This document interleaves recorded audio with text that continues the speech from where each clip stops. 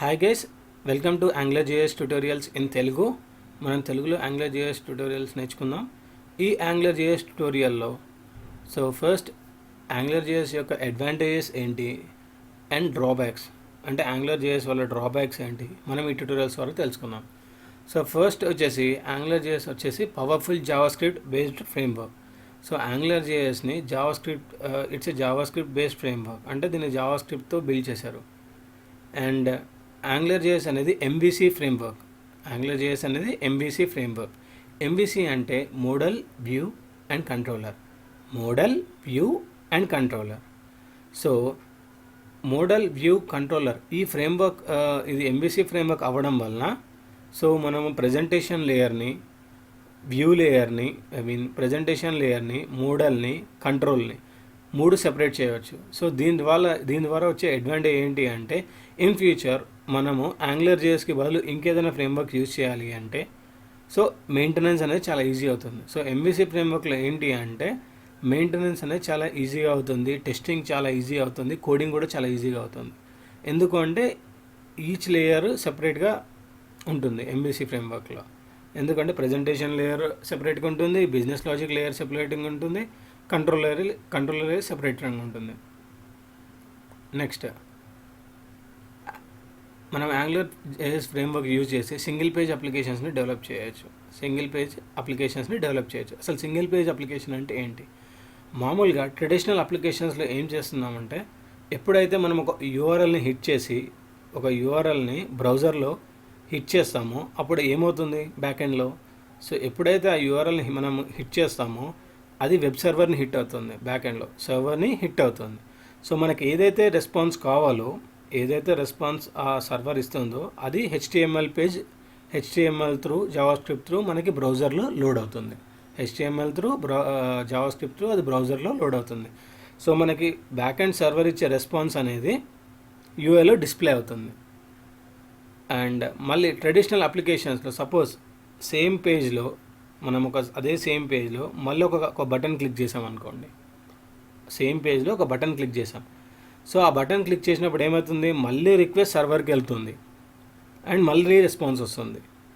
ఇలా ఏమవుతుంది అంటే దీనివల్ల వచ్చే డ్రాబ్యాక్ ఏంటి అంటే, ట్రెడిషనల్ అప్లికేషన్స్లో పర్ఫార్మెన్స్ హిట్ అని ఉంటుంది. ఎందుకు అంటే మనం ఎప్పుడైతే ఏ డేటా అయితే కావాలనుకుంటామో ఆ డేటా అనేది ప్రతిసారి సర్వర్కి హిట్టే రెస్పాన్స్ వస్తుంది.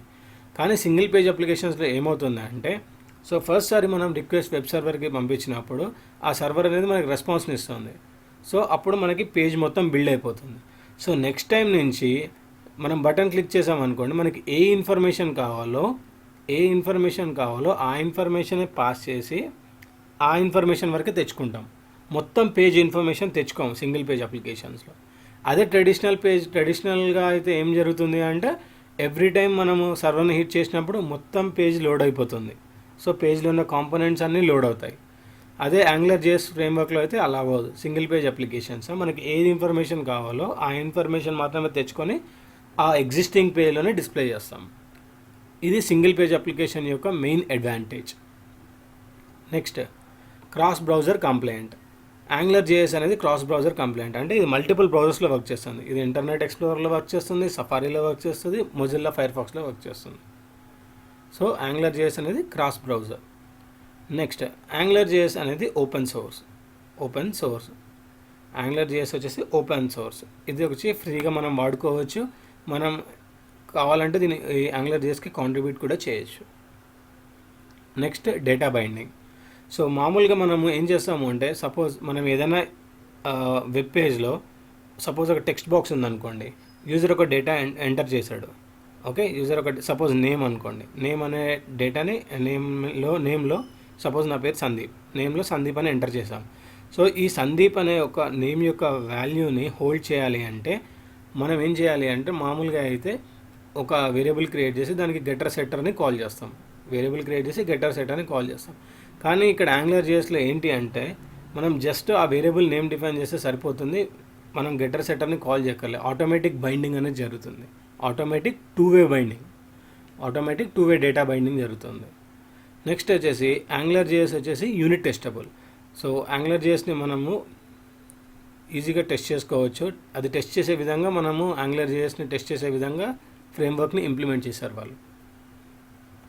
నెక్స్ట్ అండ్ డ్రాబ్యాక్స్ వచ్చేసి ఇది వచ్చేసి ఒక డ్రాబ్యాక్, కానీ అడ్వాంటేజెస్తో కంపేర్ చేస్తే డ్రాబ్యాక్ అనేది పెద్ద డ్రాబ్యాక్ కాదు మన దగ్గర AngularJSలో. ఎందుకంటే మనకి చాలా అడ్వాంటేజెస్ ఉన్నాయి AngularJSతో, కానీ డిసడ్వాంటేజెస్ వచ్చి ఒకటే డిసడ్వాంటేజ్ ఏంటి అంటే, సపోజ్ ఇప్పుడు మన జావాస్క్రిప్ట్ డిజేబుల్ చేసామనుకోండి బ్రౌజర్లో, సో AngularJS అప్లికేషన్ వర్క్ కాదు.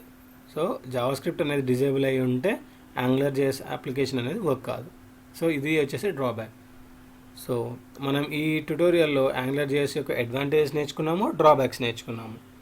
ఓకే, AngularJS యొక్క అడ్వాంటేజెస్, డ్రాబ్యాక్స్ రెండు నేర్చుకున్నాం.